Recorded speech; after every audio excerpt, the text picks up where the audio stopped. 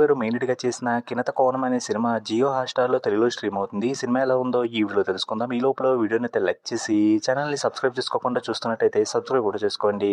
ఈ సినిమా అంతా చూసిన తర్వాత నాకైతే అస్సలు బాగా అనిపించలేదు. అసలు ఈ సినిమాని ఏం తీద్దాం అనుకుని స్టార్ట్ చేశారనే విషయం సినిమా అంతా చూసిన తర్వాత కూడా అర్థం కాలేదు. ఈ సినిమాలో ఒక ఊరు ఉంటుంది. ఆ ఊర్లో ఉండే వాళ్ళకి వాటర్ ప్రాబ్లమ్ ఉంటది. దానికోసం ఊర్లో వాళ్ళందరూ కలిసి బావి తోడదామని ఫిక్స్ అయ్యి తోడడం స్టార్ట్ చేసిన తర్వాత అక్కడ వాళ్ళకి డైనోసార్ అస్థిపంజరం కనపడతది. ఇది సినిమా ఫస్ట్ హాఫ్. అలా అస్థిపంజరం కనిపించడం వల్ల వాళ్ళు బావి తోడే పని ఆగిపోద్ది. ఇది second half. Cinema first half అంతా కూడా వాటర్ లేవని, వాటర్ కోసం ఏదో ఒకటి చెయ్యాలని చెప్పి ఊర్లో వాళ్ళందరూ కలిసి గుంపులుగా కూర్చుని డిస్కషన్లు పెట్టుకుంటూ ఉంటారు. అలా ఊర్లో వాళ్ళందరూ కూర్చుని రిపీటెడ్‌గా మాట్లాడుకునే మాటలైతే చూడడానికి నాకు చిరాకొచ్చింది. ఇంక సినిమాలో ఉన్న మెయిన్ పాయింట్ డైనోసార్ అస్థిపంజరం దొరకడం. ఆ సీన్ సినిమాలో ఇంటర్వెల్ వరకు రాదు. వచ్చిన తర్వాతైనా సినిమా ఇంట్రెస్టింగ్ ఏమైనా ఉందా అంటే అది లేదు. అస్థిపంజరం ఉందని చెప్పి చెకింగ్ కోసం గవర్నమెంట్ వాళ్ళు వచ్చేస్తారు. వీళ్ళ పనేమో ఆగిపోతది.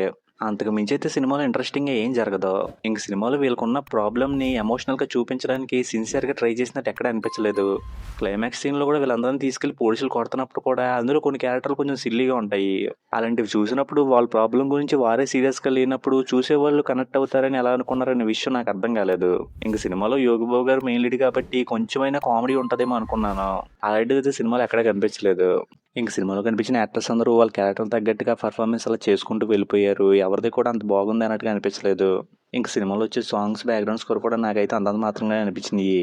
ఫైనల్‌గా ఈ సినిమాలో బావి తవ్వుతుంటే డైనోసార్ ఎముకలు కనిపించినాయి అనే పాయింట్‌ని పట్టుకుని 2 గంటలు సినిమాగా సాగదీశారు. ఇంకా ఆ పాయింట్ అయితే ఎక్కడ కూడా 1% కూడా ఇంట్రెస్టింగ్ అనిపించలేదు. అందుకే ఈ సినిమా అయితే నాకు నచ్చలేదు. ఇంక ఈ సినిమాకి నేను ఇస్తున్న రేటింగ్ అయితే 1/5. ఇంకా వీడియోని క్లోజ్ చేసే ముందు వీడియోని లైక్ చేసి ఛానల్‌ని సబ్స్క్రైబ్ చేసుకోకుండా చూస్తున్నట్టయితే సబ్స్క్రైబ్ కూడా చేసుకోండి.